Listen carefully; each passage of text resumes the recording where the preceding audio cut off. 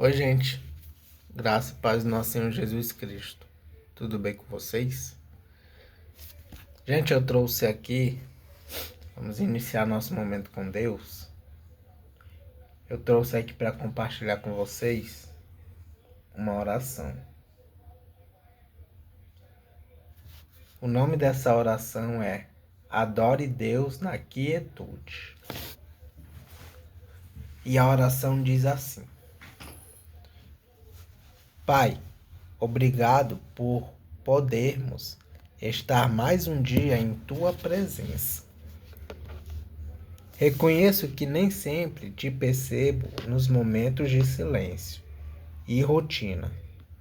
Muitas vezes espero por manifestações grandiosas e me esqueço de que o Senhor também está presente na quietude. Ajuda-me a compreender que o tédio não é ausência de ti, mas uma oportunidade de te adorar de maneira mais profunda e sincera, verdadeiramente te buscando. Ensina-me a valorizar os momentos simples e repetitivos do dia a dia, que eu possa encontrar alegria em te servir, mesmo nas tarefas mais comuns, sabendo que cada ato feito com amor e dedicação é uma forma de louvor a ti. Que eu não despreze o ordinário, mas veja nele a chance de crescer em intimidade contigo. Espírito Santo, fortalece minha fé para que eu permaneça constante em minha caminhada. Precisamos muito. Mesmo quando não sinto emoções intensas, ou vejo resultados imediatos. Lembra-me de que a fidelidade no pouco prepara-me para o muito, e que o Senhor está moldando meu caráter em cada pequeno gesto de obediência. Que eu possa seguir teu exemplo de humildade e serviço. Que eu esteja atento às oportunidades de amar e ajudar o próximo, mesmo que isso signifique sair do meu conforto. Que minha vida seja um reflexo do teu amor, irradiando luz, mesmo nos momentos mais simples e silenciosos. Senhor, agradeço por tua presença constante, mesmo quando não a percebo. Que eu aprenda a te adorar em espírito e em verdade, em todas as circunstâncias. Que minha fé não dependa de sentimentos e momentos, mas esteja firmada na certeza do teu amor e da tua fidelidade. Em nome de Jesus eu oro. Amém. Amém.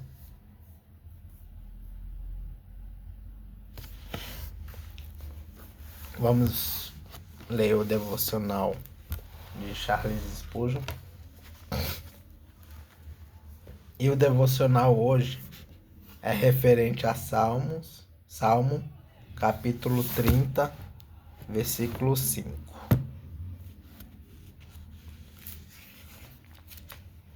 Salmo 30, capítulo 30, versículo 5. Diz assim a palavra do Senhor: A sua ira dura só um momento, mas a sua bondade é para a vida toda. O choro pode durar a noite inteira, mas de manhã vem a alegria. Amém. Tem um comentário aqui sobre esse versículo, que diz assim: a sua ira dura só um momento, mas a sua bondade é para a vida toda. Aí ele traz algumas referências, que está em Isaías, capítulo 54, versículos 7 e 8. Isaías, capítulo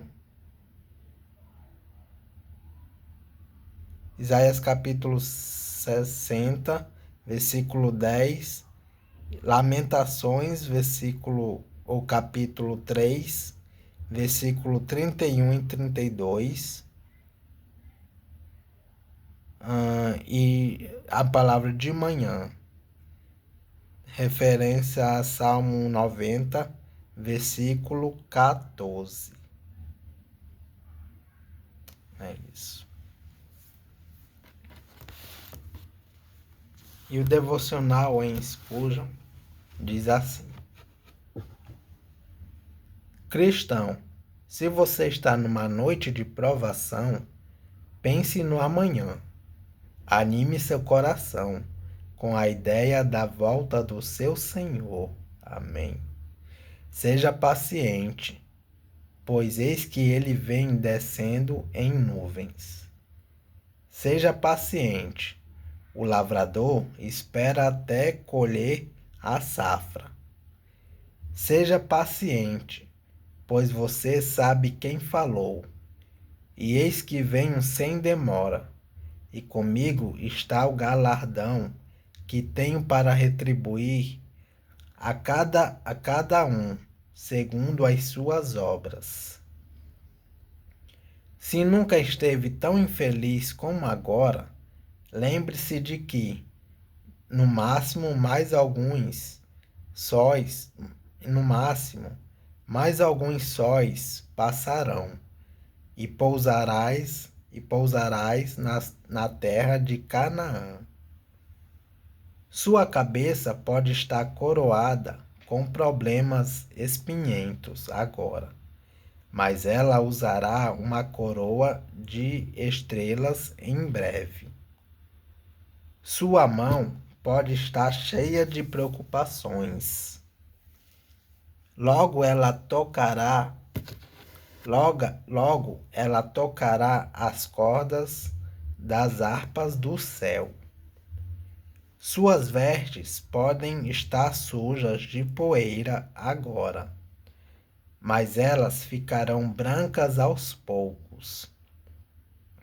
Espere um pouco mais. Quão desprezíveis parecerão nossos problemas e provações quando olharmos para trás. Olhando para eles aqui, nessa perspectiva, parecem imensos. Mas quando chegarmos ao céu, iremos então, com alegria arrebatadora, relembrar os labores de nossos pés. Nossas provações parecerão então aflições leves e momentâneas. Prossigamos com ousadia, porque se a noite nunca foi tão escura, amanhã virá. Isso é mais do que aqueles que estão trancados na escuridão do inferno podem dizer. Você sabe o que é viver no futuro? Viver na expectativa? Antecipar o céu? Bem-aventurado o cristão, por ter uma esperança tão certa e tão consoladora. Pode estar tudo escuro agora, mas logo haverá luz. Tudo pode ser provação agora, mas em breve tudo será alegria. Amém. O que importa se ao anoitecer pode vir o choro, quando a alegria vem pela manhã. Amém. Muito bonita essa mensagem.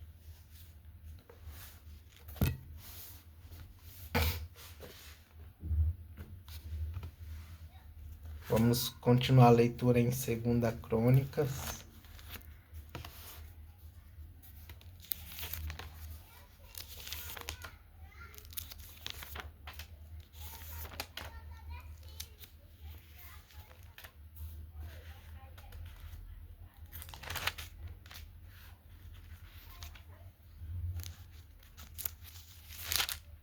Segunda Crônicas, capítulo 29. O reinado de Ezequias, de Judá. A introdução desse capítulo diz assim: Ezequias reinou de 687 a 716 a.C. A referência está em 2 Reis, capítulo 18, versículo de 1 a 6.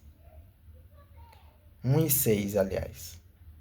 Ele foi um bom rei, seguindo o exemplo de Davi e fazendo aquilo que agrada a Deus. Versículo 2.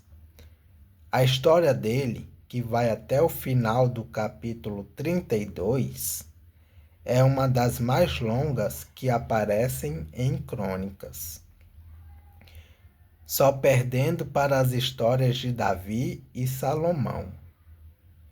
Esse relato de Segunda Crônicas é diferente do relato de 2 Reis, capítulo 18, de 2 Reis 18, 20. Em especial porque dá maior atenção às reformas religiosas que Ezequias fez. Em 2 Reis, essas reformas são resumidas em 3 versículos. 2 Reis 18, 4 e 6. E o capítulo começa assim: Ezequias tinha 25 anos de idade quando se tornou o rei de Judá. Ele governou 29 anos em Jerusalém. A sua mãe se chamava Ábia e era filha de Zacarias. Segundo o exemplo do seu antepassado, o rei Davi, Ezequias fez aquilo que agrada a Deus, o Senhor. A purificação do templo. Aqui tem um comentário. A primeira coisa que Ezequias fez foi abrir de novo e purificar o templo que tinha sido fechado pelo seu pai, o rei Acais. Referência 2 Crônicas, capítulo 28, versículo 24. Versículo 3 diz assim: No primeiro mês do seu reinado, Ezequias abriu os portões do pátio do templo e mandou consertá-los. Depois mandou chamar os sacerdotes e os levitas para uma reunião no pátio leste do templo e disse: Levitas, escutem o que eu vou dizer. Purifiquem-se a vocês mesmos e purifiquem também o templo do Senhor, o Deus dos nossos antepassados. Tirem do templo tudo que é impuro. Os nossos antepassados foram infiéis ao Senhor, nosso Deus. O rejeitaram e fizeram aquilo que ele considera mal. Viraram as costas para o templo, onde Deus mora, e deixaram de adorá-lo. Fecharam os portões do templo, apagaram as lamparinas e deixaram de queimar incenso e de oferecer a Deus. E de oferecer ao Deus de Israel sacrifícios que costumavam ser completamente queimados no altar que ficava em frente do templo. Por isso, o Senhor ficou irado com o povo de Judá e de Jerusalém. E o que ele fez, deixou todos chocados e horrorizados. E então todos começaram a zombar de nós. Como vocês bem sabem, os nossos pais foram mortos na guerra, e os nossos filhos, as nossas filhas e as nossas mulheres foram levados embora como prisioneiros. Agora resolvi fazer uma aliança com o Senhor, o Deus de Israel, para que ele pare de ficar irado conosco. Portanto, meus filhos, não sejam relaxados, pois o Senhor os escolheu para que vocês o sirvam no templo, para que ajudem nos cultos de adoração e para que queimem incenso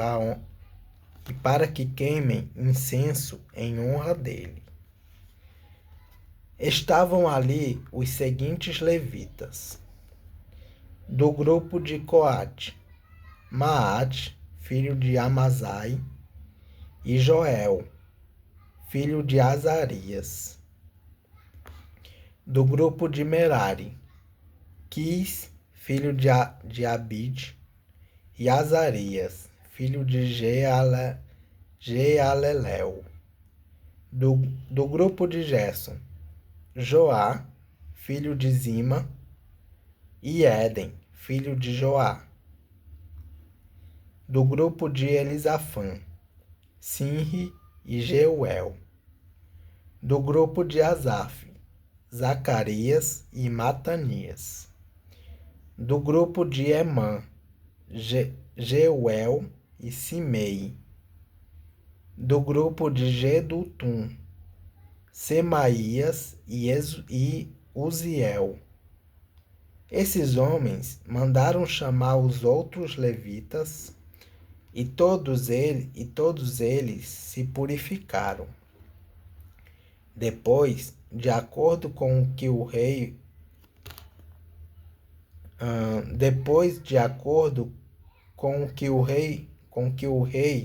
obedecendo à ordem de Deus, havia mandado, foram purificar o templo. Aí os sacerdotes também entraram no templo para purificá-lo. Tiraram de lá, de dentro, tudo o que era impuro e levaram para o pátio. E dali os levitas levaram para fora da cidade, até o vale do Cédron. Começaram a purificação no primeiro dia do primeiro mês. No dia 8, já haviam chegado até a sala de entrada do templo. Trabalharam mais 8 dias e no dia 16 terminaram a purificação do templo. Então foram ao palácio para falar com o rei Ezequias e lhe disseram: purificamos o templo todo, incluindo o altar onde os sacrifícios são queimados, com todos os seus objetos, e a mesa para os pães oferecidos a Deus, com os seus objetos. Também fomos buscar os objetos que o rei Acais, por ser infiel a Deus, havia jogado fora durante o seu reinado. Nós os purificamos e colocamos em frente do altar de Deus, o Senhor, o templo dedicado a Deus. Aí aqui tem um comentário. Os levitas que estavam mais dispostos a se purificarem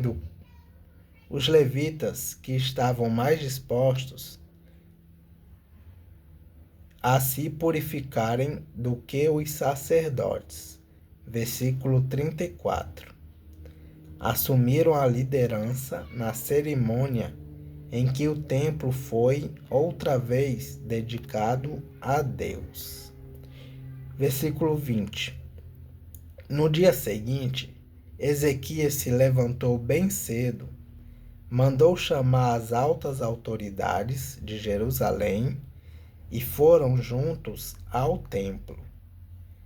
Ezequias mandou que trouxessem 7 touros novos, 7 carneiros, 7 ovelhas e 7 bodes, a fim de oferecê-los como sacrifício para tirar os pecados da família do rei e do povo de Judá, e para purificar o templo. Então ordenou que os sacerdotes, os descendentes de Arão, oferecessem os animais num altar. Primeiro, os sacerdotes mataram os touros novos, pegaram um pouco de sangue e borrifaram o altar. Depois fizeram o mesmo com os carneiros e as ovelhas. Em seguida, pegaram os bodes, que eram um sacrifício para tirar os pecados, e os levaram ao rei e às outras pessoas para que colocassem as mãos na cabeça deles. Então os sacerdotes mataram os bodes e despejaram o sangue ao pé do altar, como sacrifício para tirar o pecado de todo o povo. Pois o rei havia ordenado que o sacrifício que era completamente queimado e o sacrifício para tirar os pecados fossem oferecidos em favor de todo o povo de Israel. Ezequias obedeceu à ordem do rei Davi e à ordem que o Senhor Deus tinha dado por meio de Gade, o profeta do rei, e do profeta Natã. Ele pôs no templo os levitas, com os seus pratos musicais, harpas e liras. Os levitas estavam ali de pé com aqueles instrumentos musicais que Davi havia mandado usar, e os sacerdotes tinham trombetas.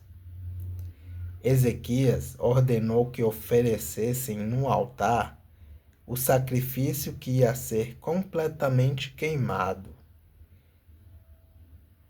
E logo que o sacrifício começou, todos começaram a cantar hinos de louvor a Deus, o Senhor, acompanhados pelas trombetas e pelos outros instrumentos musicais. Todos adoraram a Deus, e os hinos e o toque de trombetas continuaram até que o sacrifício terminou. Em seguida, o rei e todas as outras pessoas se ajoelharam e adoraram a Deus. O rei e as altas autoridades disseram aos levitas que cantassem ao Senhor os cânticos compostos por Davi e pelo profeta Asaf. Cantaram cheios de alegria e depois se ajoelharam e adoraram a Deus. Então Ezequias disse ao povo: Vocês se dedicaram ao serviço de Deus. O Senhor, portanto, vocês se dedicaram ao serviço de Deus, o Senhor. Portanto, venham ao templo e ofereçam sacrifícios como ofertas de gratidão a Deus.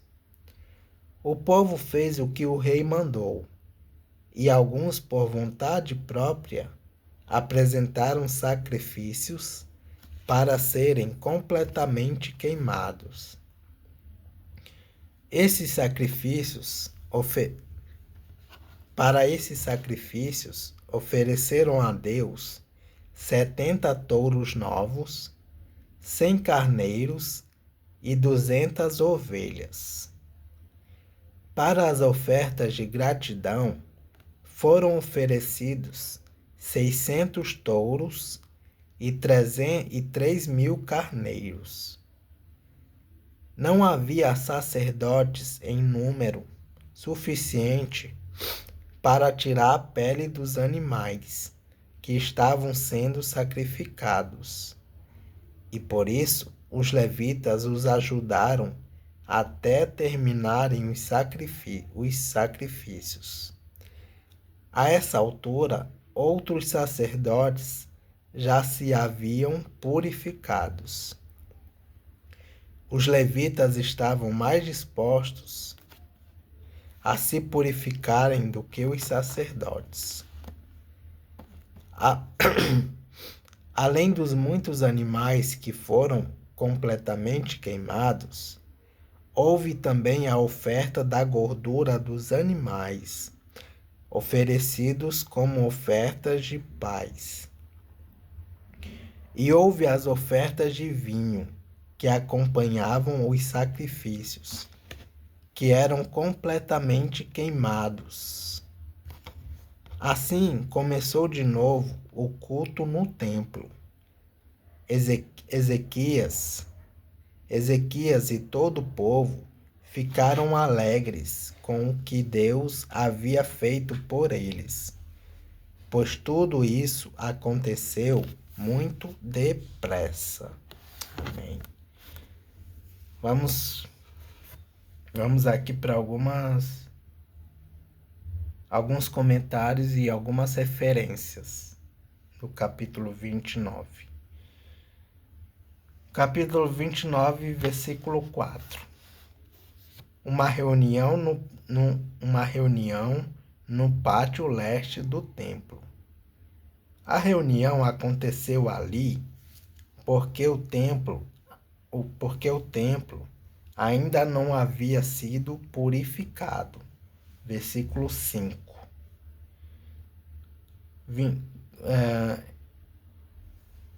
Capítulo 29, versículo 7.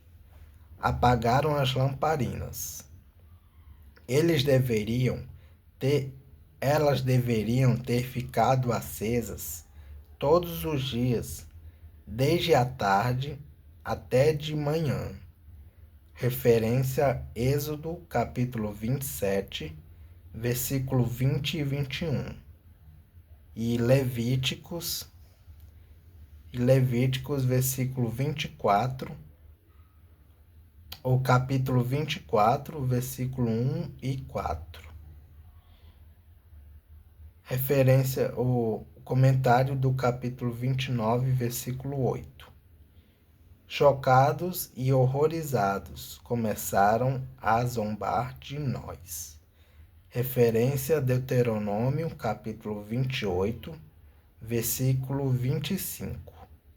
E Jeremias, capítulo 29, versículo 18. No capítulo 29, versículo 9, o comentário é: os nossos pais foram mortos na guerra. E a referência é 2 Crônicas, capítulo 28, versículo 5 a 8. Capítulo 29, versículo 10. Resolvi fazer uma aliança com o Senhor. Referências. Josué, capítulo 24, versículo 25.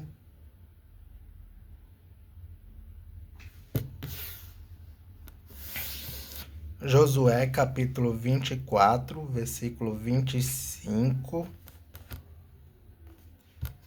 2 Reis, capítulo 11, versículo 17. Capítulo 23, versículo 3. 2 Crônicas, capítulo 15, versículo 12, 23 16. 2 Crônicas, capítulo 15, versículo 12. Capítulo 23, versículo 16. E capítulo 34, versículo 31. E Neemias, capítulo 10, versículo 29. Aí o comentário do capítulo 29, versículo 12 a 14. Coate, Merari, Gerson, filhos de Levi. Referência a 1 Crônicas, capítulo 6, versículo 1. Asaf, Emã e Gedutum. Referência a 1 Crônicas, capítulo 25, versículo 1 a 8. Capítulo 29, versículo 16. O Vale do Cédron ficava a leste da cidade de Jerusalém. Capítulo 29, versículo 18. Os pães oferecidos a Deus. Referência: Levítico, capítulo 24, versículos 5 a 9. E por fim, capítulo 29, versículo 19, o rei Acais havia jogado fora. Referência: 2 Crônicas, capítulo 28, versículo 24. E aqui ainda continua, gente. Ainda não foi pro fim. Capítulo 29, versículo 22. Borrifaram o altar para purificá-lo. Capítulo 29, versículo 23. Colocassem as mãos na cabeça deles, transferindo assim os pecados para os animais. Referência a Levítico capítulo 4, versículo 15. Capítulo 29, versículo 25. Gade, o profeta do rei. Referências: 2 Samuel, capítulo 24, versículo 11. 1 Crônicas, capítulo 21, versículo 9. Profeta Natã, 2 Samuel, capítulo 12, versículo 1. Capítulo 29, versículo 30. Profeta Asaf. Referência: 1 Crônicas, capítulo 25, versículo 1 e 2.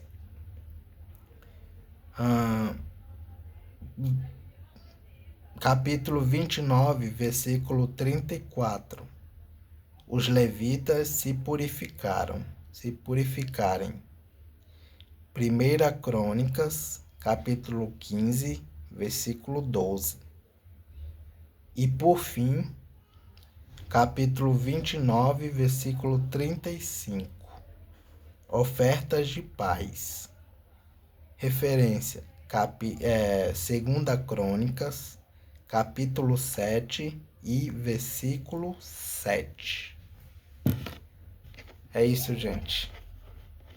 Capítulo 29 e alguns comentários e referências do capítulo. Que Deus os abençoe.